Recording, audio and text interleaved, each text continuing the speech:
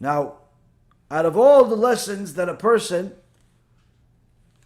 can think, okay, so what is the wisest man of all time?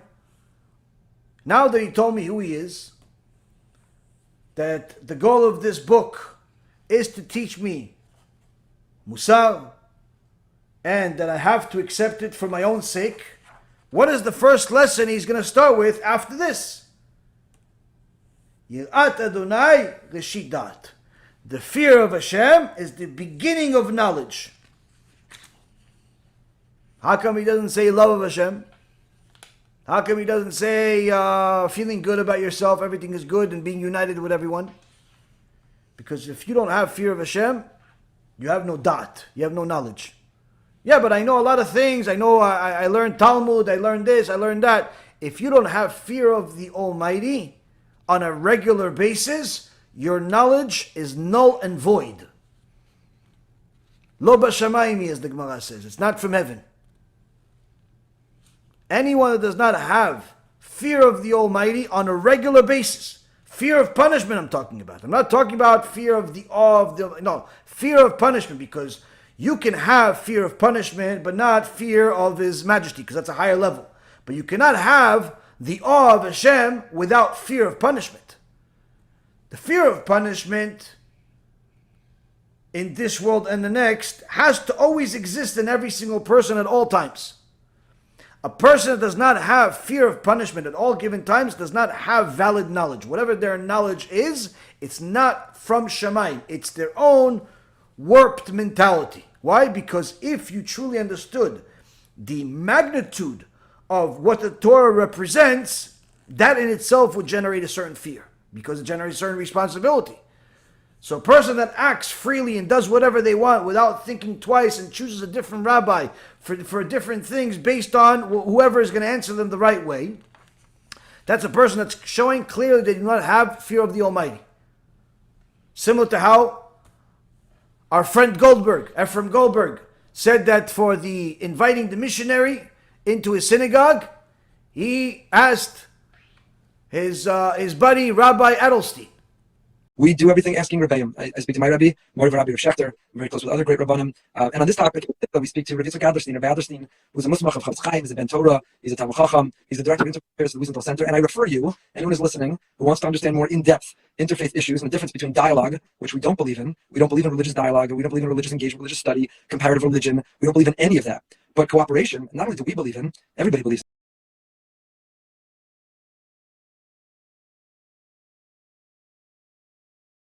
Anyone is considered missionizing, there's certain outrageous behavior which is only promoting and increasing it, versus what we did, which was to speak to our Rebbeim, get psak, to work with Rabbi Adlerstein, a Ben Torah Musmach, Kollel graduate, who is the director of interfaith relations affairs for Wiesenthal Center, who vetted the people that we work with.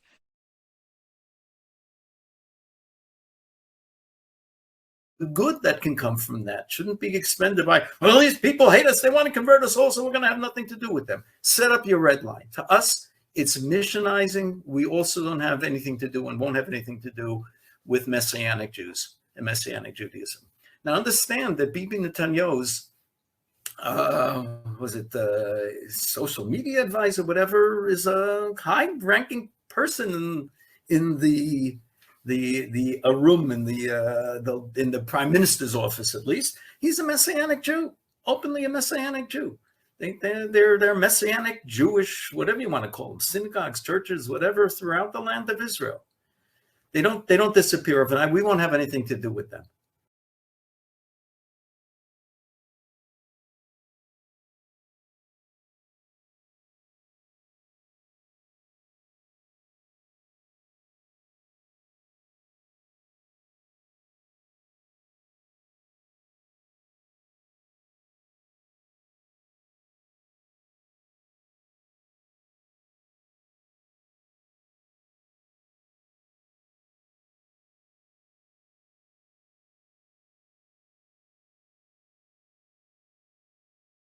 Rabbi Yitzchak Adlerstein, he asked him, why did he ask him? How come he didn't ask Rav Shechter?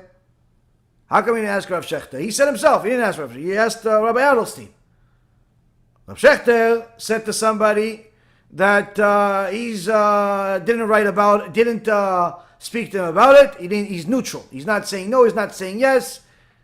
What does that really mean? It means that refer to what he wrote about it 9 years ago, which is that he's against it. Ephraim and the rest of his followers, you're all lying to yourself. How are you lying to yourself? You're lying to yourself by saying you have rabbis you listen to, because you don't listen to them, because your own rabbi wrote about this. Rav Shechter writes the following: apparently, the sanctity of Eretz Yisrael arouses strong feelings of spirituality that one must take care to channel properly. These strong feelings can mislead even the wise to get carried away by their imagination and their desire to be original thinkers, and in turn to strengthen Avodah Zarah and Shmad. Shmad is destruction. Some rabbis have gained credibility by claiming to be disciples of Rav Soloveitchik, i.e. Ephraim Goldberg, and then have proceeded to totally misinterpret his views on these issues of Avodah Zarah and Shmad. Now, if you ask Ephraim about the missionary, before today Ephraim will tell you it's a perfectly fine, unifying event. If you ask Rav Shechter, he'll tell you, look at the Shulchan Aruch. It's forbidden according to our Torah. But Ephraim says he asked Rabbi Adlerstein. Why Rabbi Adlerstein? Because Rabbi Adlerstein has been in cahoots with the Christian missionaries for decades already, which we'll get to in a moment.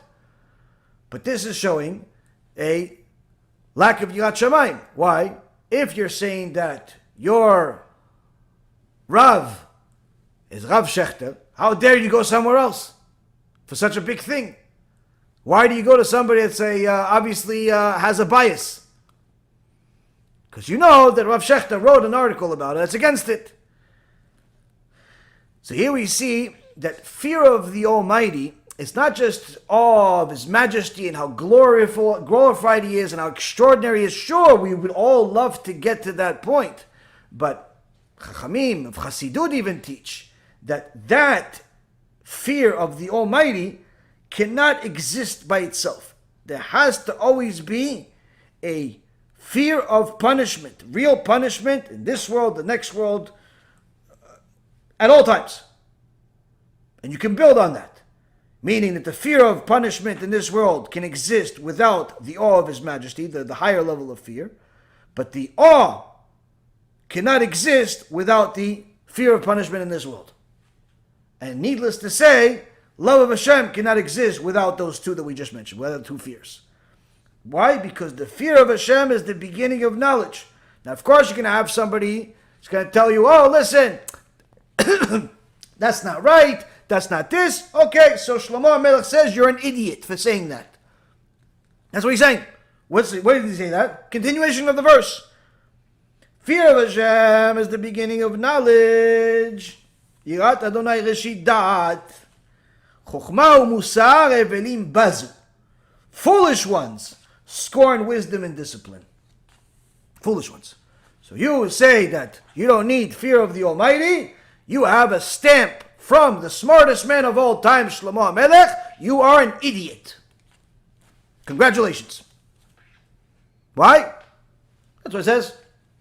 Now let's see, maybe Shlomo HaMelech changed his mind. Because he wrote Kohelet later.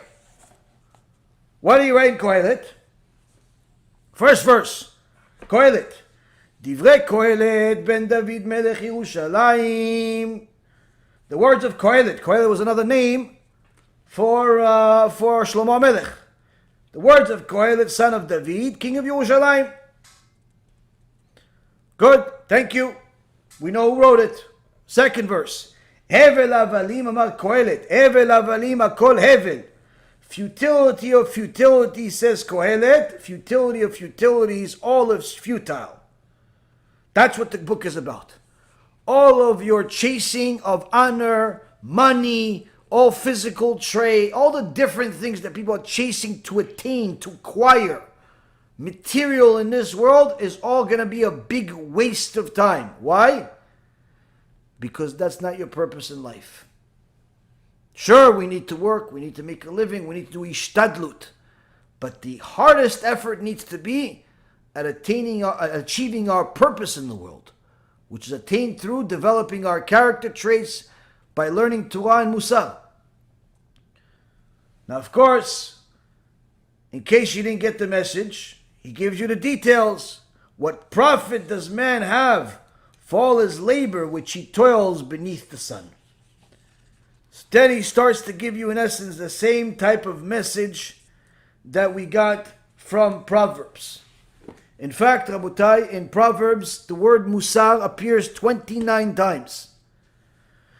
Yirat Shamayim, fear of the Almighty, appears 16 times. Punishment appears many, many times in chapter 3, verse 33 or 38. Chapter 5, verse 22, 5, verse 7, 10, verse 2, 10, 24, 29, 21. Many, many times does Shlomo HaMelech mention the obligation to fear the Almighty. But unfortunately, Rabotai, when a person does not have Yirat Shamayim, it is because they do not learn Musar. Now, sometimes you'll meet people, and I've been fortunate enough to have this tikkun also, where you meet somebody that thinks that they're much smarter than what they really are. Why? What's their achievement? They own a lot of books. For whatever reason or another, people believe that owning a lot of books makes you smarter. Reading a lot of books that have truth in them, that's what makes you smarter. Owning them doesn't make you smarter. There's a story one time that a rabbi went to visit somebody in Europe, I believe it was in England, and this very wealthy guy invited him to the house. He came to the house and he saw a huge library of books. And while he was waiting, he went to go grab one of the books, and the book wouldn't come out. This is strange. And he went to the next book. Tried to grab it, it won't come out. Third book, also, nothing comes out. There's some lock here. And the owner comes, he goes, Rabbi, don't touch my painting. What? It's a painting? He goes, yeah, it's a painting, it's imagery, it's this, it's that. Why do you have this artwork that's a bunch, looks like 2,000 books, and they're, coming out of the walls? Oh, because it looks good. Owning a lot of books looks good. But it only does good if it has truth in them, and you read it. And sometimes people think, oh, I own this book. Yeah. No, so just because you own the Rambam doesn't mean you know Rambam. In fact, even if you read the Rambam doesn't mean you know Rambam. Even if you read the Gemara doesn't mean you know Gemara. And you have this discussion sometimes with people where you say, oh, such and such in a shiur. And I say, Rabbi, why'd you say that? I have a Gemara in Masechet such and such. I think it disagrees with what you said. I said, okay, well, what I said is what either that Gemara actually said and the commentaries explained it, or what somebody else said, but it's not my own invention, unless I specifically say it's my own chidush. But usually my chidushim, I double check them, and they never contradict anybody else. That's what makes them a chidush. So, your disagreement is not with me, your disagreement is with the sages. Your disagreement is with the greatest people that ever lived, not with me. I just happen to say, like a tuki, like a parrot. Yeah, but Rabbi, I understand such and such. I said, okay, well, you're misunderstanding. If you just go to different book, you'll understand differently. I had this discussion just the other day. Somebody told me, listen, I think God needs us. I said, okay, I think that you learned a lot of Manis Friedman lectures. He said, yeah, how'd you know? No, because he's the only crazy person that says stuff like that out loud. But no such thing. No such thing as God needing us. It's a heretical statement. God needing anything is a heretical statement. Go read Chovot HaLevavot. First section of the book talks about it. No such thing as God needing anything. You want to go another place? Go to Rambam. His commentary on Perek Chelek. And the Pirush on the Mishnah, beginning, before the commentary on the Mishnah itself starts. Talks about how reward, punishment, God doesn't need anything. There are different types of heretics out there that believe all types of warped ideas. You'll find Manis Friedman in there. You'll find Goldberg in there. You'll find those people in there. Rambam speaks exactly about them. Like literally, the only thing you're missing is their names. All the people that we talked about. Meza, all of those Rishaim are in there. Commentary on Perek Chelek, on the Rambam's Pirush on the Mishnah for anyone who wants to see. Or you can read the Rambam's Shmona Prakim, gives detailed explanation of the 13 principles of faith, which is also in the commentary on the Mishnah. Over there, he explains how there's no such thing as a God needing anything. It's a heretical statement. Okay, let me open the Rambam, he says to me. Okay, great, go open the Rambam. But I read it already. I said, you read it and you misunderstood maybe. Or you just own it and you believe that you read it because you own it. Rabotai, owning books does not make you knowledgeable. Reading them, memorizing them, toiling in them, praying to HaKadosh Baruch Hu to have mercy on you, so you understand them the right way. Before you read every single day, you should ask Hashem, pray to Hashem. Please Hashem, help me understand. Help me not say something that's pure as impure, something that's impure as pure, and that my friends will make fun of me, or that I would make fun of them. Before you read, before you learn every day, you have to make a special prayer. Why? Because learning is not enough. Learning is not enough. You have to get it right. You have to get it right. And the beginning of getting it right is to know you don't know anything. Yeah, but I already learned for 20 years. You still don't know anything. Every day is new. This is part of Musar. But unfortunately, Rabotai, when a person gets too comfortable, they start paskening themselves. They say, we want to be Or Lagoim. We want to be a light to the nations. Bring missionaries to a synagogue. Be friends with them. Now you think I'm mentioning this for no reason? Don't worry, I'm mentioning it for a reason. Why? Because really the only difference between the right decision and the wrong decision is an Ashkafa decision that requires the learning of Musar in order to arrive at the right halacha. Why do you need Musar in order to arrive at the right halacha? Because when a person learns Musar on a regular basis, they already know that they don't know. Even if they've learned a lot, they can never rely on themselves. And they always have to rely on Gdolei Ador. Not just the Gdolei Ador they choose, but real Gdolei Ador that Am Yisrael has chosen. Namely, the poskim of yesteryear. Such as Rabbi Moshe Feinstein, Rabbi Ovadia, Chafetz Chaim, the Baal Shulchan Aruch, Rabbi Yosef Karo, the giants, and of course the Gaon and all the others. That's who I'm talking about. But when a person thinks that they already know enough, and they could just simply make a phone call and put the wool over people's eyes, unfortunately, it's a downward spiral. Our dear friend, Rabbi Yehuda Levin, brought on a show a psak from Rabbi Moshe Feinstein. Rabbi Moshe Feinstein, one of the giants of the previous generation, pasked in his responsa in 1967 in two different tshuvot, in two different answers, that it's forbidden to have any type of events. Any type of events. Friendly, unfriendly, comity, unity, any type of events with the idol worshippers, with the Christians. Any type of events. Forbidden. In one answer, in Yoreh De'ah Chelek Gimel, Tshuva 43, answer to a Rabbi Dr. Bernard Lander, where he already had a event planned to go and speak together alongside with some pastors.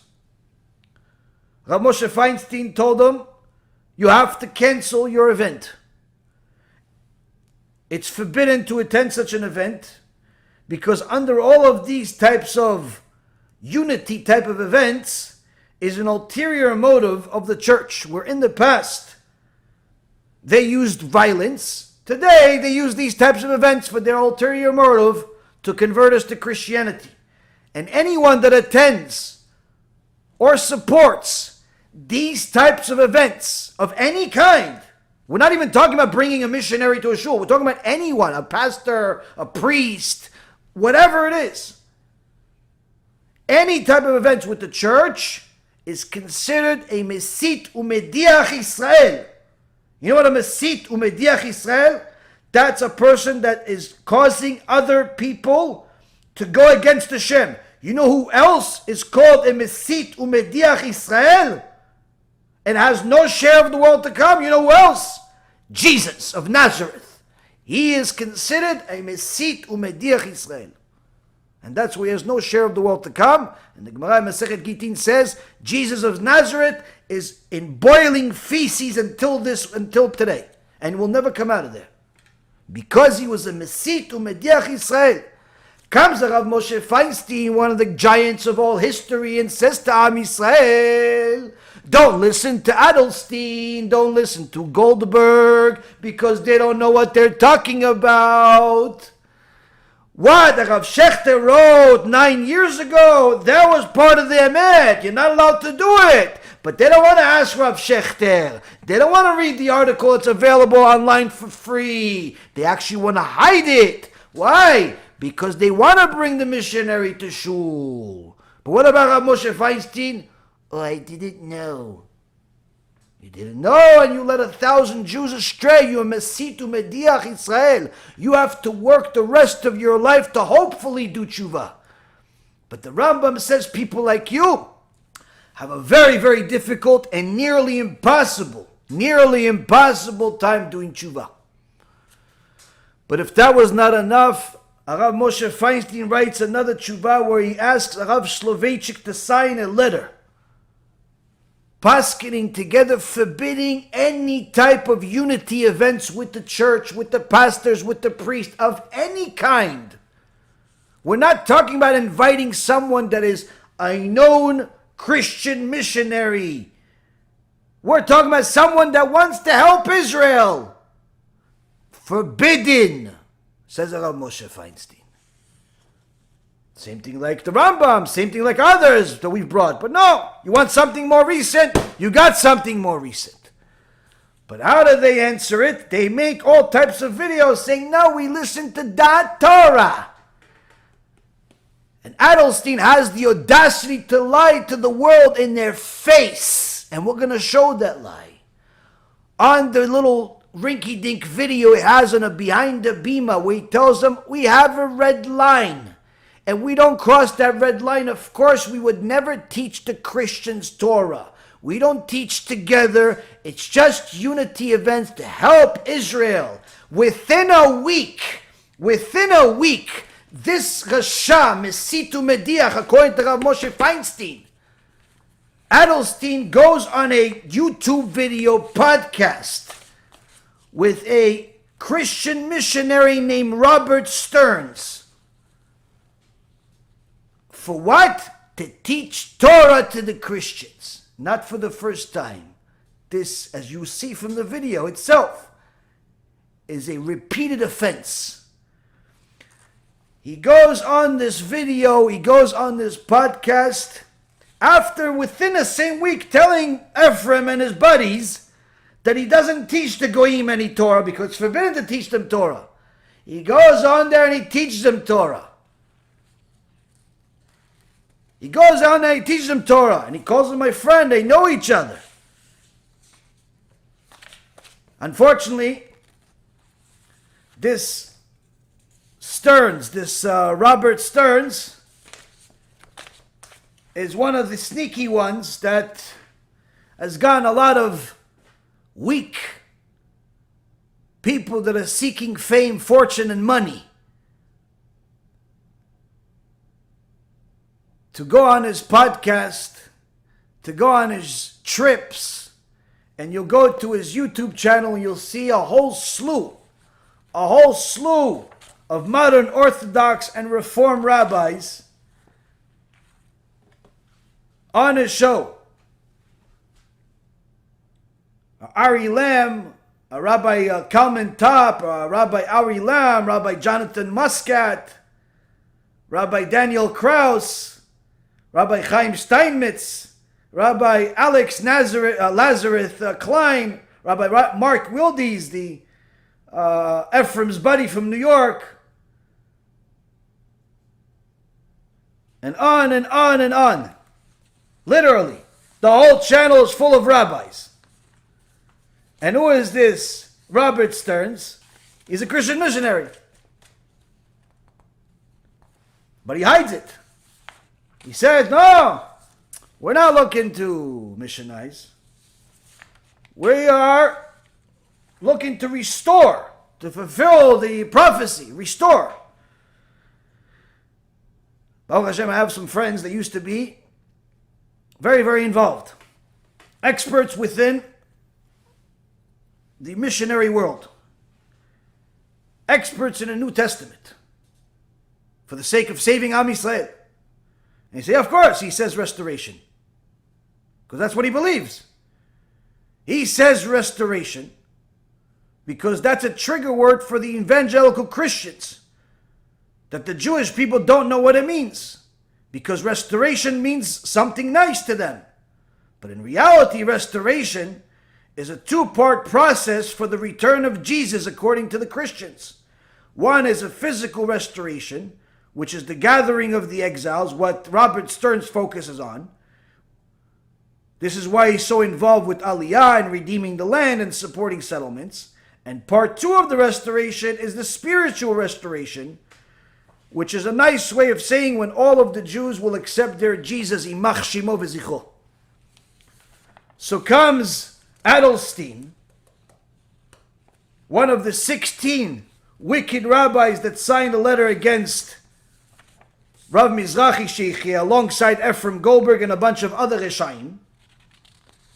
He comes and he says, no, I don't teach the Christians. Within a week,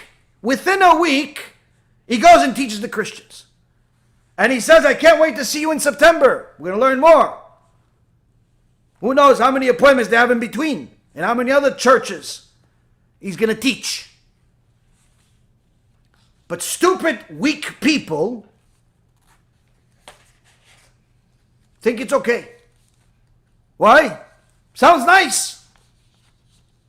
We do everything asking Rebbeim. I speak to my Rabbi, Mori Rabbi Shefter. I'm very close with other great Rabbanim. And on this topic, we speak to Rabbi Yitzchak Adlerstein. Rabbi Adlerstein, who's a Musmach of Chaim, he's a Ben Torah, he's a Talmud Chacham, he's the director of interfaith at the Wiesenthal Center. And I refer you, anyone who's listening, who wants to understand more in-depth interfaith issues and the difference between dialogue, which we don't believe in. We don't believe in religious dialogue, we don't believe in religious engagement, religious study, comparative religion. We don't believe in any of that. But cooperation, not only do we believe in, everybody believes in.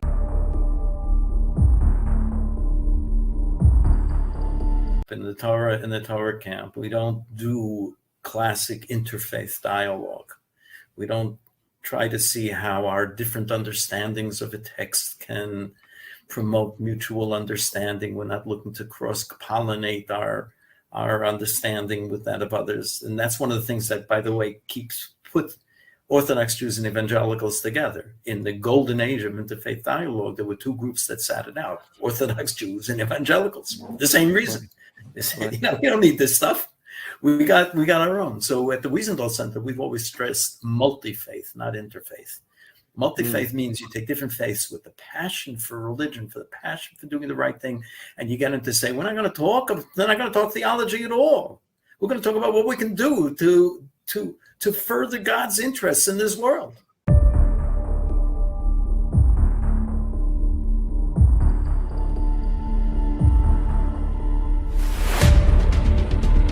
There you are. Hello, sir. It's great to be back with an old friend, if not in Jerusalem, at least through Jerusalem. That's right. Can't wait to see you in September. Oh, thank you, sir. Rabbi, we're heading back in September. We can't wait to be there, and maybe we can find a way. We would love it if your schedule allows to have you come and greet our group and teach us some of the amazing Talmud and Torah that you've learned over all these years. I'd love to do it. And, I have to acknowledge that there are a lot of people whose heart pushes them to explore this new relationship between Jews and non-Jews.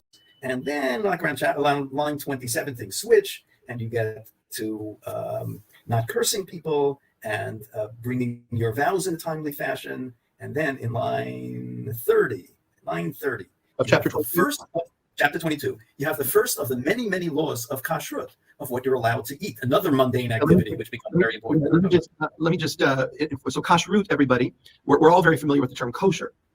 We all know the term kosher, but kashrut would be the kind of the term that governs all of the kosher laws. So kashrut, kosher, they're very similar linked. And Rabbi, what I hear you saying is all of these are dealing with property and things that are civil law, but all of a sudden it shifts now and it's dealing with a food law and what you're ingesting, and that's a personal thing, right, between you and God. What does that have to do with that? So which verse is it? Because our verse 30 says, do the same with your sheep and your cattle, let them stay with their mothers for 7 days. Yeah, often we're one verse off. So then for you, it's line 31.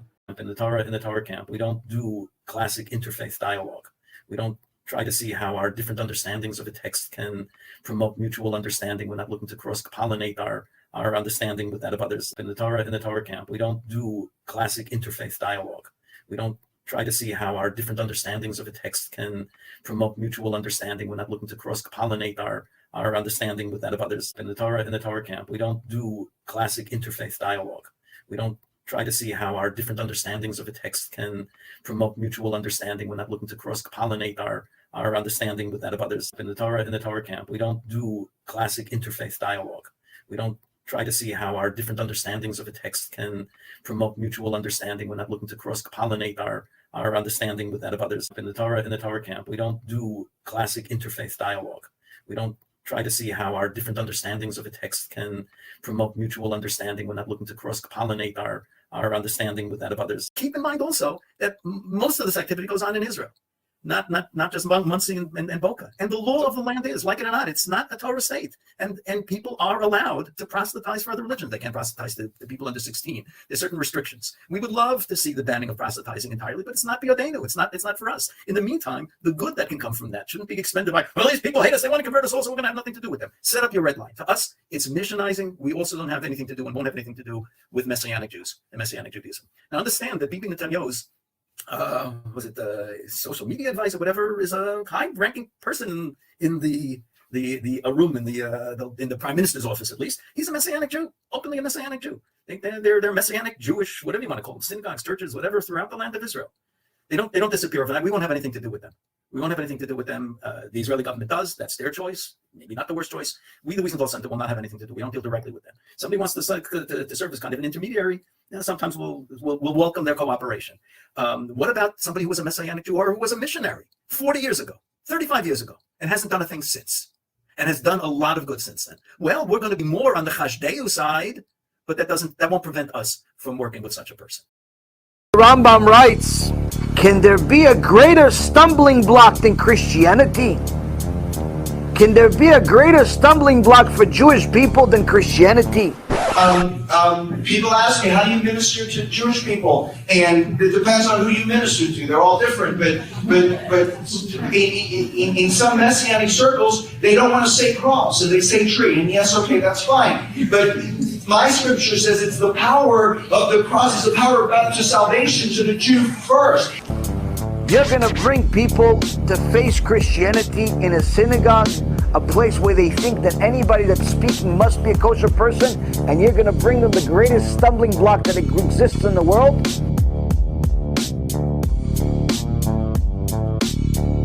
When we had him at Boca Raton Synagogue with Rabbi Goldberg, we had a great time with him.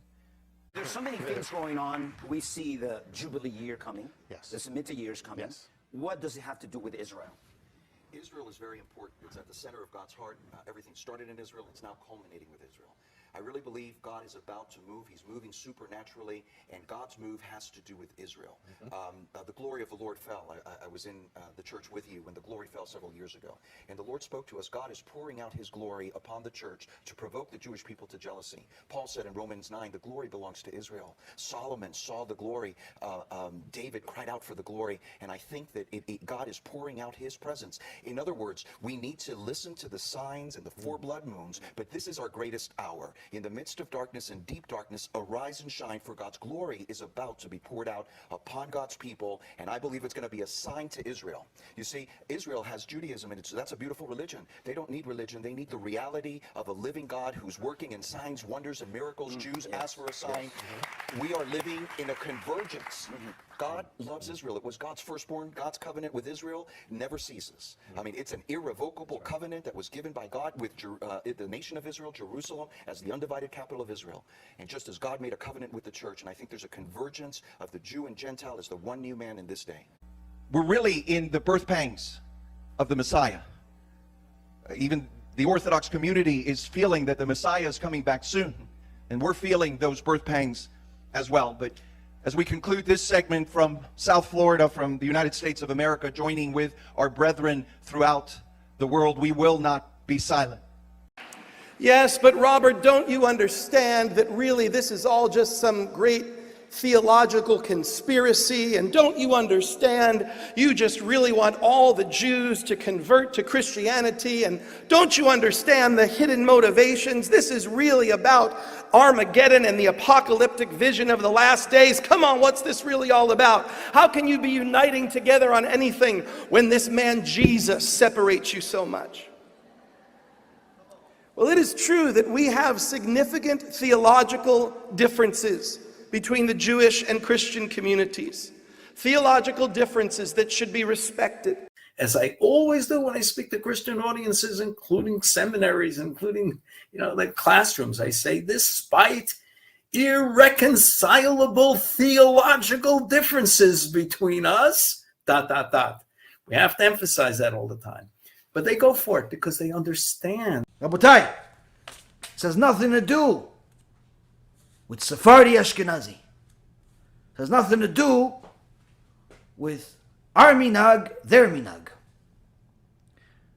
This has to do with an understanding of what the truth is and what halacha is. In fact,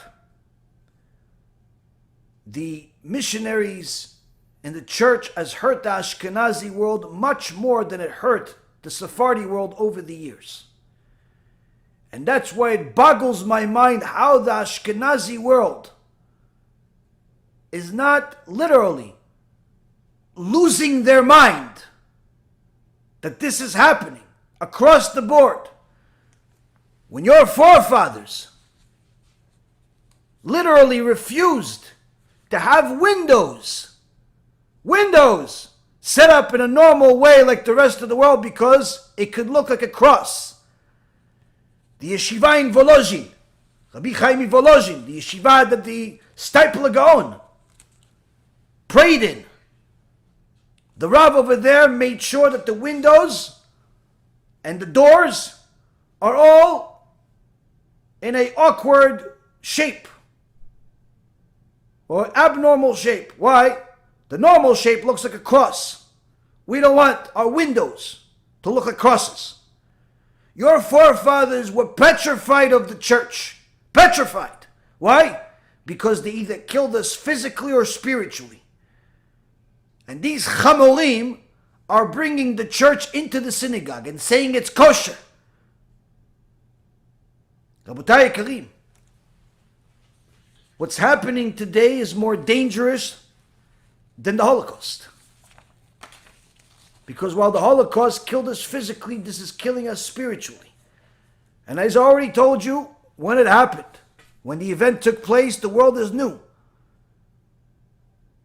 And there's going to be major issues happening, and they're already happening. Once the pig became kosher, inviting a missionary became kosher because nobody spoke up except somebody that's trying to do tshuva.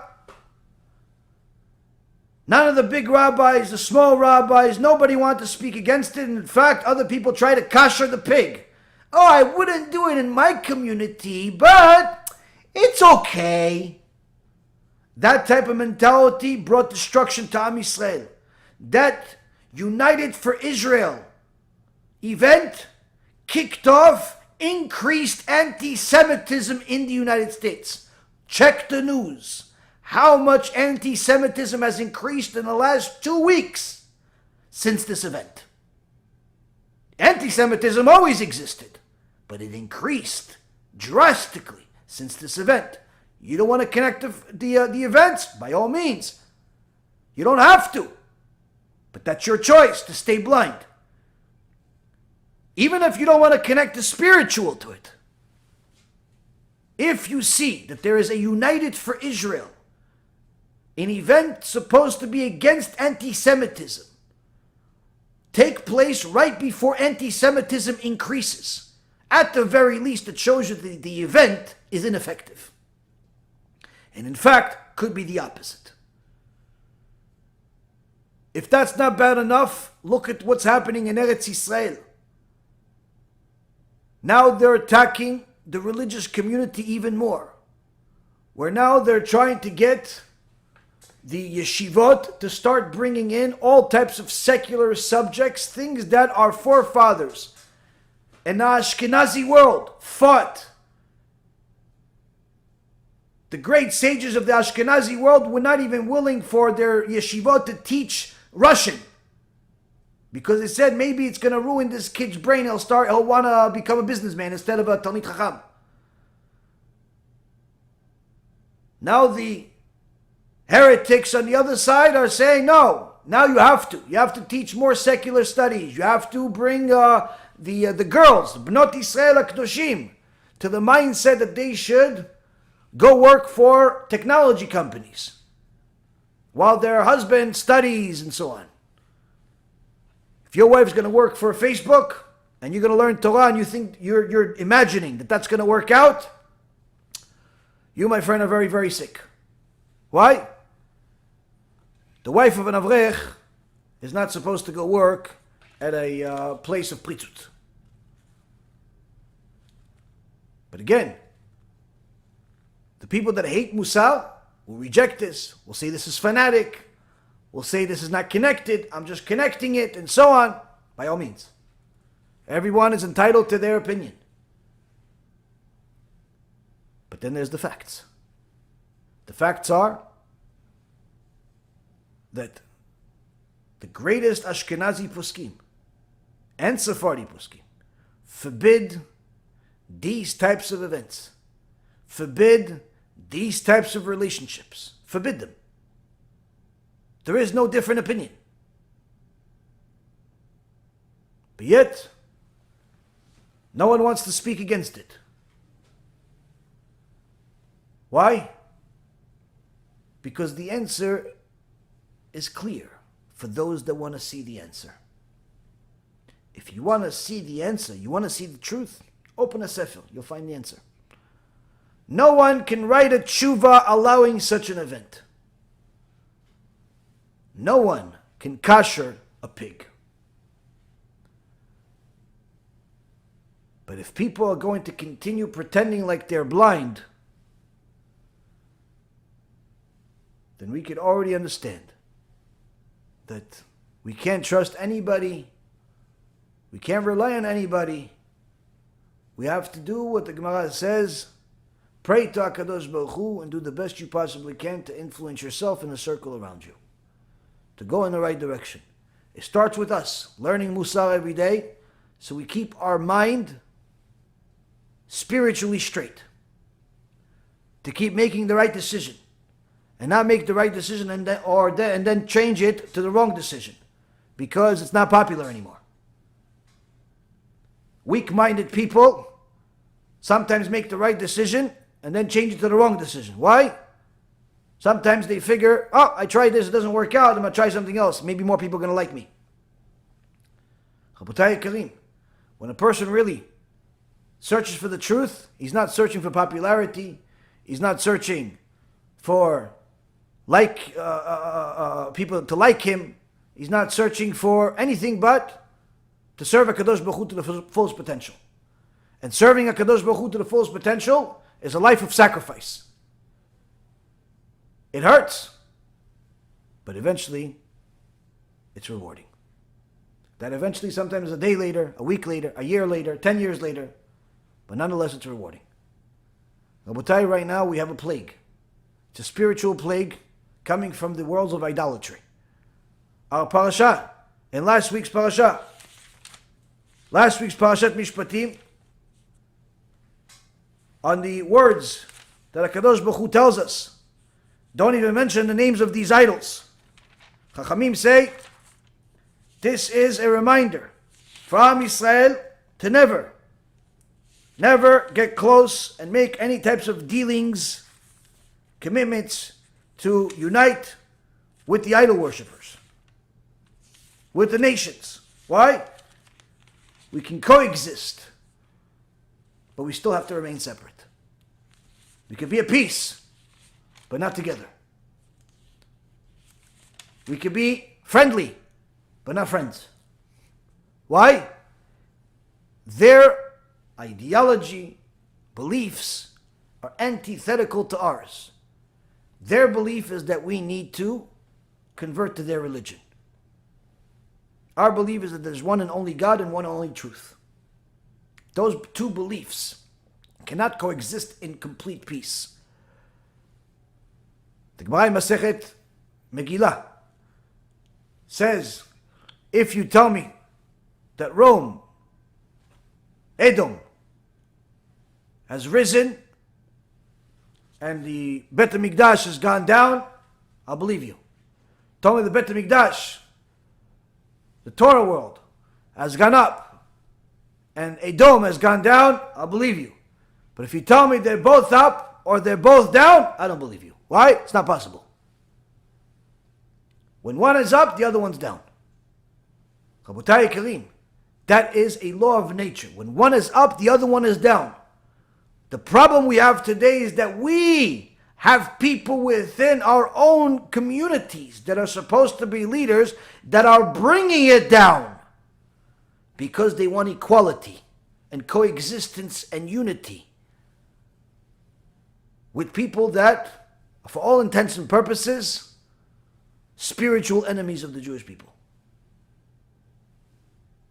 Now, for those of you who are saying, oh yeah, but this could create anti-Semitism, I don't think so. I don't think anybody could actually say that anymore. Because you had your United for Israel event, and anti-Semitism increased. I can assure you, none of those Nazis on the side of the street and the other Nazis that are in different parks and on the highways, I can assure you none of them watch my videos. Not about Bramnik and not about anything else. And even if they did, they must have seen other videos where I told them, Chazakim u'Buchim, now you know what the truth is. We have no problem when Nazis watch our videos, because at least they'll know what a real Jew looks like and what they actually say. It's important for us to know the truth in order for us to live it, in order for our children to hold on to it. The great sages in the Ashkenazi and the Sephardi world, in the Hasidic world, in the Litvish world, in the world of Chabad, in the world of Breslov, and everywhere, have fought tooth and nail just to remain Jews. But every generation, there's somebody that's trying to destroy it. Every generation has somebody trying to destroy it, Rabotai. And sometimes those leaders that are trying to destroy it are people that look frum. Sometimes those people look frum, Rabotai.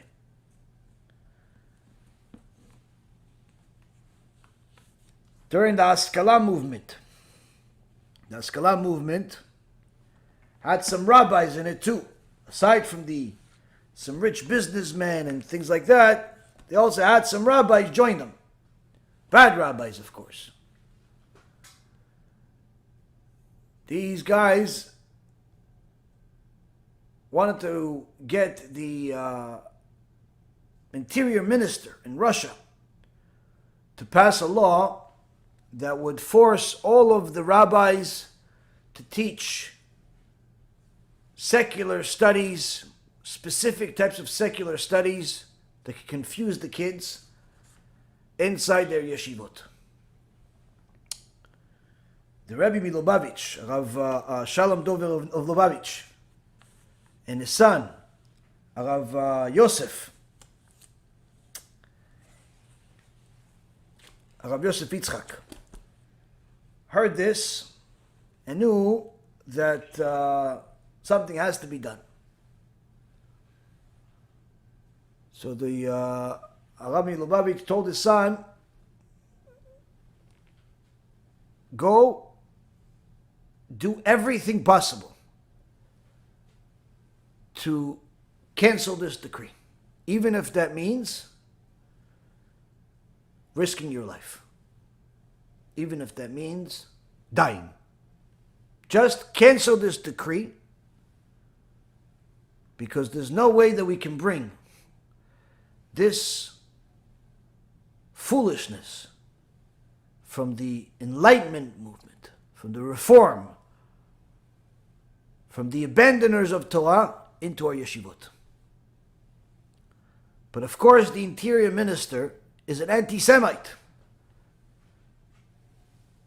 no less than the self-hating Jews that are leading the Enlightenment movement. So you have to do whatever you can to stop this. Rabbi Yosef Yitzchak prayed to HaKadosh Baruch Hu and started thinking, what can I possibly do? And then he thought that he had a friend that was a well-to-do person. And he asked him for help. This was a person that was successful, connected to a lot of people. And he asked him if he could help him. And he says, I can't really help you. I don't have any direct connection to the Minister of Interior, but let me think about it and see if I come up with anything. A couple days later, he says to him, I have a great idea. I just remembered, I know somebody that used to be a tutor to the minister when he was a kid. Perhaps they still have a connection, and he can influence him to cancel this decree. So you bring him to this tutor's house. Tutor is an old man, happy to see some people, and they start talking. And of course, they're not talking about this thing. You can't just approach this complete stranger asking him for favors on day one. So you start chit-chatting, and the old man tutor is impressed with the rabbi. The Chabad rabbi knows Torah, knows the emet, knows the difference between truth and false, and doesn't skip a beat regardless of who's in front of him. He's not lowering the Torah to anybody's standards. Torah is what the Torah is. You bring people up to it. And his tutor is impressed by the rabbi. The young man, but smart. And he says to him, I'm an old man, and I haven't met so many smart people like you. Please come visit me anytime you want. And Rabbi Yosef Yitzchak takes advantage of that invitation and starts visiting the old man on a regular basis. And during one of those visits, Rabbi Yosef Yitzchak knew that the time is coming for the decision to be made by the interior minister's office. The heads of the Haskalah, the Enlightenment movement, have done everything in their power to put this bill, this decree, in his office, and a decision is supposed to be made any day. When he thinks about this, he starts crying hysterical in the tutor's house. And eventually, after composing himself, the old man asks him, what's wrong, my dear friend? Why are you crying? And he tells him everything. He says, can you please help me? I heard that you used to be a tutor to the interior minister. The old man looks down and says, I'm really sorry. I don't think I can help you. Not because I don't want to, but because the interior minister is a very evil man who does not listen to anybody, even his old tutor. And in fact, just me talking to him, asking him to talk to me, would put my life at risk, because he may just kill me just for asking him to talk to me. Rav Yosef pleads with him to do something. He says, let me think about it. And come back to me in a couple of days. After a couple of days, they meet again. And the tutor says to him, I thought about it. I don't have the strength or the ability to go talk to him. But I do have an idea that may help you. It will put both of our lives at risk. But it's the best I can do. What is it? He says, because I was his tutor, I got a special pass to enter and leave the minister's building whenever I want for life. Now, this pass is not something to use nonchalantly. You have to be very careful. I'm willing to give it to you, to borrow it, and you can do what you want. But if they catch you with that pass, don't ever mention that you know me. Don't ever mention how you got it. The rabbi agrees, appreciates it, and takes it.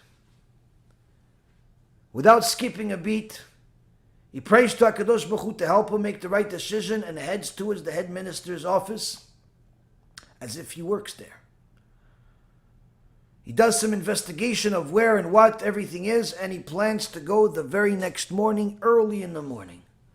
Just like Avraham Avinu, when HaKadosh Baruch Hu asked him to do the Akedah with Yitzchak, says Avraham Avinu, come babokir, early in the morning. So he gets to the minister's office early in the morning when there's less people, but there's a lot of guards. And as soon as he gets to the gate, one of the guards says, what is a Jew doing here? Without responding, he simply shows him the pass. And of course, the attitude changes. They open a door for him and let him in. And he walks into the minister's huge building. There's guards everywhere, but he's free and clear. He asks where is the minister's office and finds out it's on the 4th floor. Gets to the 4th floor. And as soon as he gets there, he sees that there is some very well-to-do person. Gets out of the office at the end of the hall and walks in a different direction.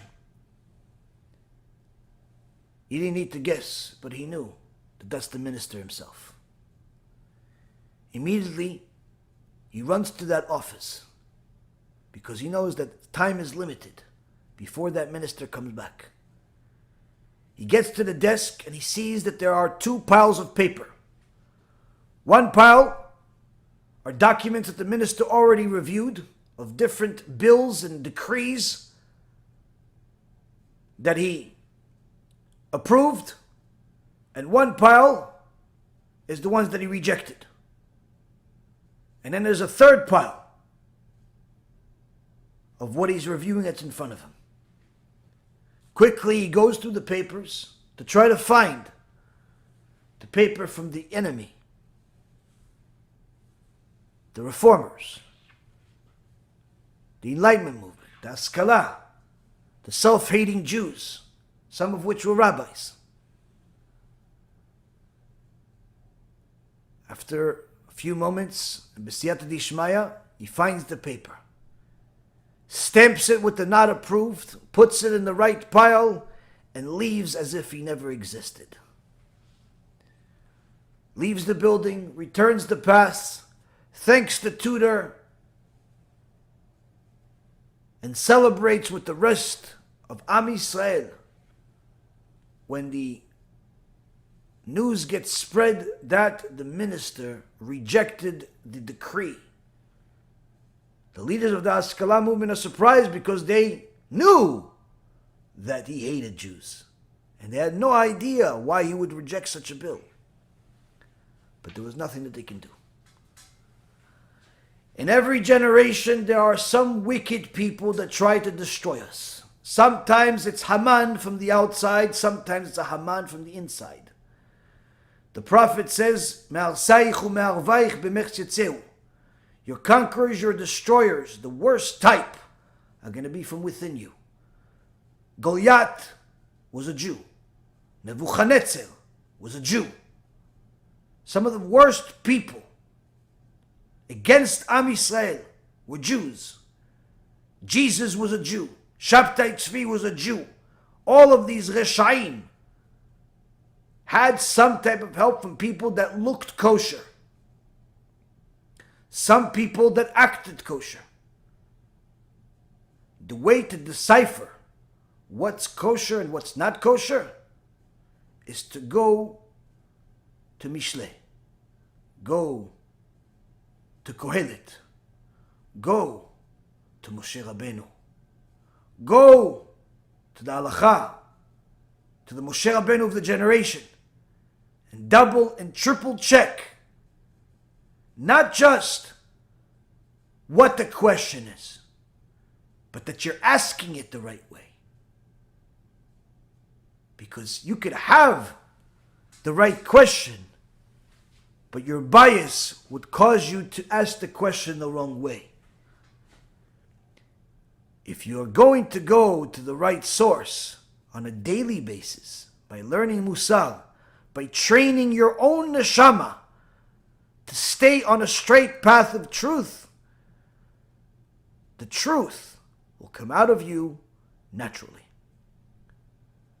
Be'ezrat Hashem, this too will help some people that have gone astray. Whether it's Goldberg and Adlerstein, or their cohorts, or their followers, or their friends, or their supporters, or other people. Be'ezrat Hashem will show you that you still can do tshuva and stop being a mesitu mediach. Because your own poskim, our own poskim, everybody's poskim are saying what the truth is. And it's not with you currently. Baruch Adonai Leolam. Amen v'amen.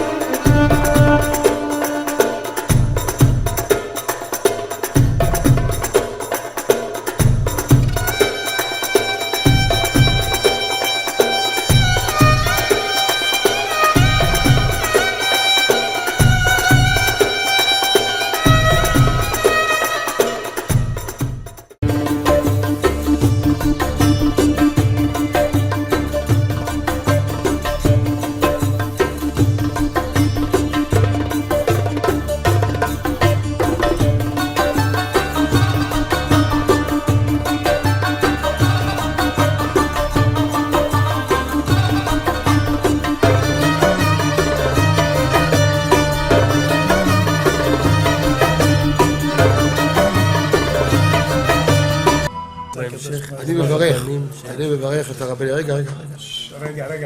אני מברך את הרבנים, הרב ירון ראובן, הרב אפרים כחלון, ראשי ארגון בעזרת השם, שהלכו בפי עליון, שעלו מעלה, יהיה להם ברכה והצלחה, הקדוש ברוך הוא ימלא בישועות ליבם לטובה ולברכה, שבכל אשר יפנו ישכילו ויצליחו, יזכרו לעשות כאלה וכאלה, הודיעו תורה לאדירה, אמן ואמן. בעזרת השם רשת בכל הארץ. הוא היהודי הזה, הוא היה מיליונר, סגר את כל הביזנס, אמר אני משקיע פה בעולמה של תורה. איפה הוא גר? בפלורידה. פלורידה, איפה זה פלורידה? באמריקה. מיאמי. כן, ליד. אנחנו שם עכשיו הולכים להקים קהילה ספרדית. חזק אותו בשמי. קהילה ספרדית גדולה. תעביר לו מה שבירכתי אותו. כן, קהילה ספרדית גדולה. כן.